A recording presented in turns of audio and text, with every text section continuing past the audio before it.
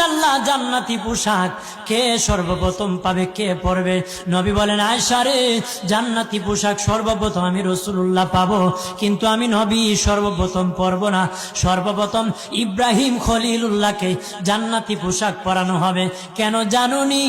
ইব্রাহিম নবীকে নমরুদের আগুনে যখন ফেলে দেওয়া হয়েছিল, দুনিয়ার সব ছেড়ে দিয়েছিল, বাড়ি ছেড়ে দিয়েছিল, সম্পদ ছেড়ে দিয়েছিল, মা বাবা ছেড়ে দিয়েছিল, এমনকি গায়ের জামাও যখন খুলে নেয়, ইব্রাহিম কয়েক কাপড় ছেড়ে দিতে পারি, আমার আসমানের মালিককে ছেড়ে দিতে পারি না।